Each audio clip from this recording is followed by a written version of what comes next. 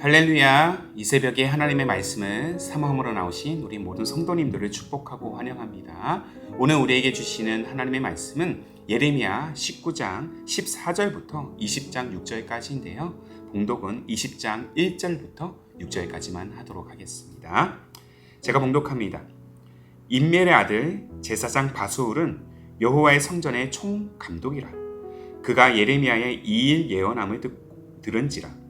이에 바수울이 선지자 예레미야를 때리고 여호와의 성전에 있는 베냐민 문 위층에 목에 씌우는 나무 고랑으로 채워두었더니 다음날 바수울이 예레미야를 목에 씌우는 나무 고랑에서 풀어주매 예레미야가 그에게 이르되 여호와께서 내 이름을 바수훌이라 아니하시고 마골 밉사빕이라 하시느니라. 여호와께서 이와 같이 말씀하시되 보라 내가 너와 내 모든 친구에게 두려움이 되게 하리니 그들이 그들의 원수들의 칼에 엎드려질 것이요 내 눈은 그것을 볼 것이며 내가 온 유다를 바벨론 왕의 손에 넘기리니 그가 그들을 사로잡아 바벨론으로 옮겨 칼로 죽이리라. 내가 또 이 성읍의 모든 부와 그 모든 소득과 그 모든 귀중품과 유다 왕들의 모든 보물을 그 원수의 손에 넘기리니 그들이 그것을 탈취하여 바벨론으로 가져가리라. 바수라 너와 내 집에 사는 모든 사람이 포로되어 옮겨지리니 내가 바벨론에 이르러 거기서 죽어 거기 묻힐 것이라. 너와 너의 거짓 예언을 들은 내 모든 친구도 그와 같으리라 하셨느니라. 아멘. 오늘 말씀은 억울함을 아시고 회복시키시는 하나님이라는 제목으로 나누기를 원합니다. 삶을 살아가다 보면 때때로 억울한 순간을 우리는 마주할 때가 있습니다. 인생에서 가장 절망적인 순간 중 하나를 제가 꼽으라면 억울한 일을 당할 때라고 말하고 싶습니다. 나름대로 좋은 결실을 맺고자 주어진 일에 대해서 책임을 가지고 최선을 다했을 뿐인데 돌아오는 것은 비판과 비난이라면 그처럼 억울한 순간은 아마도 없을 것이에요. 그리고 잠재된 분노와 슬픔이 쏟아져 나오기 시작합니다. 자, 오늘 본문에서 예레미야도 억울한 일을 지금 마주하고 있죠. 자, 본문 2절의 말씀이에요. 이에 바수훌이 선지자 예레미야를 때리고 여호와의 성전에 있는 베냐민 문 위층에 목에 씌우는 나무 고랑으로 채워 두었더니. 자, 바수훌이 예레미야에게 따귀를 때리고 그렇게 결박한 이유는 과연 무엇일까요? 자, 1절 하반절에 보시는 바와 같이 그가 예레미야의 예언을 들었기 때문입니다. 남유다를 향한 하나님의 심판에 대한 예언을 듣고 바수훌이 분노했기 때문이에요. 자, 이는 예레미야에게 있어서 전혀 예상치 못할 상황에 놓였던 것입니다. 그는 하나님의 부르심에 따라 죄에 빠진 유다 백성들을 향해서 하나님의 말씀을 그냥 대언했을 뿐인데 그에게 돌아오는 것은 영광이 아니라 딱이었기 때문이에요. 하지만 하나님은 그렇게 고난과 결박에 매인 예레미야의 상황을 그냥 두고 보지 않으십니다. 다음날 석방된 예레미야로 하여금 바수울에게 다음과 같은 예언을 하게 하시죠. 자, 본문 3절의 말씀이에요. 다음날 바수울이 예레미야를 목에 씌우는 나무 고랑에서 풀어주매 예레미야가 그에게 이르되 여호와께서 내 이름을 바수훌이라 아니하시고 마골 밉사빕이라 하시느니라. 여기서 이제 마골 밉사빕에 대한 의미는 이어진 사절에 기록되어 있어요. 사방의 두려움이란 뜻을 가지고 있습니다. 하나님께서 바수를 비롯한 유다 백성들의 두려움이 되게 하시겠다고 지금 말씀하고 계신 것이죠. 이는 훗날에 예루살렘이 바벨론에 의해 사방으로 포위되었다가 멸망당할 것을 암시하는 이름이라는 것입니다. 자, 이에 대한 예언도 본문 5절과 6절에 상세히 기록되어 있어요. 하나님을 떠난 자들을 향한 심판, 하나님의 사람들을 조롱하고 핍박하는 자들에 대한 심판은 곧 사망을 의미합니다. 이는 철저히 하나님께서 주도하시고 마침내 때가 찰 때 보응하시겠다는 또한 계획인 것이죠. 단번에 모든 상황들을 그 억울한 상황에서 역전시킨다는 의미인 것입니다. 자, 눈물의 선지자 예레미야의 삶은 수많은 영혼들로부터 조롱과 핍박을 받아야만 하는 존재였습니다. 그 또한 자신이 처한 상황을 한탄하면서 그 모든 고통에서 하나님께서 해방시켜 주시기를 간청했지만 오히려 그가 마주한 상황은 악순환만 거듭될 뿐입니다. 억울한 일만 반복되고 있다는 것이죠. 바술로부터 뺨을 맞고 옥에 갇히는 예기치 못한 순간을 통해서 그는 고통의 책집보다 더한 수치와 그 모욕을 느꼈을 것입니다. 어쩌면 거듭되는 고난과 그 어려움 속에 이제는 일어설 힘조차 없어서 그 자리에 주저앉고 포기하고 싶은 마음에 그는 이르렀을지도 모르겠습니다. 그러나 중요한 사실은 하나님께서 그 당한 모든 상황들을 지금 알고 계신다라는 거예요.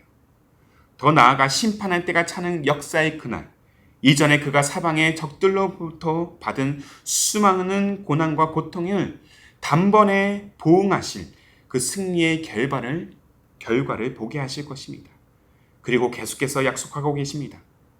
사랑하는 성도 여러분, 하나님의 사람으로 택함을 받고 그리스도의 제자로 부름받은 우리의 삶 또한 그렇게 예기치 못한 고난의 상황에 직면할 때가 있음을 보게 됩니다. 그래서 내 마음은 늘 억울합니다. 하나님의 말씀에 순종하고자 믿음의 발걸음을 내가 내디뎠을 뿐인데 오히려 이전보다 더 극심한 고난과 고통에 시달릴 때가 있다라는 것이죠. 하나님의 부르심에 따라 몸된 교회를 섬기고 세상에서도 그리스도인으로서의 그 정체성을 드러내고 복음을 전하고 복음을 위해 살아가고는 있지만 이전보다 경제적인 상황이 더 나빠지고 예수를 믿는다는 그 이유 하나만으로 전도를 하고 예배를 드린다는 이유만으로 공격의 대상이 되고 여러 영혼들과 갈등 관계를 형성하면서 관계가 끊어지는 일들을 종종 우리는 경험하고 목격하게 됩니다. 그래서 이렇게 하나님의 부르심에 온전히 응답하고자 나아가지만 예기치 못한 고난의 순간들, 억울한 순간들을 맞이할 때 많은 부분 우리의 마음이 무너질 때가 있습니다. 어쩌면 예레미야의 심정처럼 모든 것을 포기하고 싶을 때가 있습니다. 그러나 사랑하는 성도 여러분, 기억하십시오. 하나님은 결코 저와 여러분의 고난을, 그 어려움을, 그 억울한 상황을 관과하지 않으십니다. 때가 찰 때 하나님께서 우리의 삶과 상황에 개입하셔서 그 모든 것을 단번에 뒤집어 엎으실 것입니다. 하나님은 수많은 고난과 핍박에도 자신은 붙들고 끝까지 자신을 믿는 자들을 향해서 역사의 순간들을 포기하지 않으시고 그 약속대로 우리의 삶을 이끄실 줄로 믿습니다. 우리가 예수 그리스도를 믿는 이유는 단 한 가지예요. 주께서 우리의 구원자가 되셔서 이 땅의 모든 시험과 유혹과 고난과 핍박으로부터 우리를 반드시 해방시키시고 영원한 승리의 삶으로 이끄시 이 약속이 바로 우리에게 주어졌기 때문입니다. 때로는 내일을 향한 우리의 발걸음이 빛 한 점 들지 않는 칩 같은 어둠의 길로 나아가야 할지라도 그 어둠을 통과해야 되는 이유는 끝까지 하나님의 도우심을 따라 믿음으로 끝까지 나아갈 때 마침내 어둡던 지난날이 물러가고 시온의 영광이 빛나는 아침이 우리에게 도래할 것이기 때문입니다. 이 영광의 아침을 누가 만드십니까? 바로 오늘도 우리의 삶에 개입하시고 우리를 도우시는 하나님이심을 우리는 믿어야 할 것입니다. 말씀을 마무리합니다. 그렇다면 이렇게 우리의 삶에 개입하시고 승리의 날을 약속하신 하나님 앞에 우리가 우리의 믿음이 가져야 될 태도는 무엇이겠습니까? 우리를 도우시는 하나님을 붙드는 것입니다. 영원한 삶으로 이끄시는 하나님의 능력을 신뢰하는 것이에요. 오늘 우리가 해야 할 일은 오늘 우리의 삶에 개입하시고 변함없는 약속으로 이끄시는 하나님을 온전히 신뢰하면서 우리 자신을 전적으로 내어드리는 것인 줄로 믿습니다. 그러므로 사랑하는 성도 여러분, 만약 고난의 자리에 주저앉아 그렇게 무기력함에 빠져들고 있다라면 억울한 마음 가운데 서성 없이 그렇게 삶을 배회하고 있다라면 지체 없이 손에 들어서 하나님의 도우심을 구하십시오. 바술의 뺨을 맞고 결박당했던 예레미야가 하나님의 도우심으로 말미암아 다시 일어나 약속의 때를 향해 약속의 땅을 따라 나아갔던 그 순간들을 우리는 동일하게 바라봐야 될 것입니다. 억울한 중에도 우리의 억울함을 아시는 하나님, 오늘도 그분의 도우심을 신뢰하며 절규 가득한 우리의 외침을 통해서 하나님께서 우리의 기도를 들으시고 반드시 승리의 삶으로 이끄신다는 사실을 확신하는 그러한 하루, 그러한 우리의 삶, 우리의 가정, 또한 우리의 교회가 되기를 소망합니다. 억울함을 넘어서 그 억울함을 아시고 우리의 영혼을 보듬어 주시고 위로하시는 하나님, 그 하나님이 오늘 우리 내면 가운데 가득 채워지기를, 우리의 삶과 가정 가운데 가득 채워지기를 주님의 이름으로 축복합니다. 아멘. 함께 기도하겠습니다. 살아계신 하나님, 때로는 우리 삶이 하나님의 말씀에 순종하고 복음을 위한 삶을 향해서 나아가고자 하지만 예기치 못한 고난과 핍박에 우리의 영혼이 좌절할 때가 있음을 고백합니다. 그럼에도 우리의 삶에 친히 개입하시고 하나님의 때에 마침내 영원한 승리를 허락하시 그 약속을 붙들고 나아가는 우리의 믿음, 또한 견고한 우리의 신앙이 되게 하옵소서. 고난의 때, 억울한 순간, 그 순간에 우리가 의지할 분은 하나님밖에 없음을 고백합니다.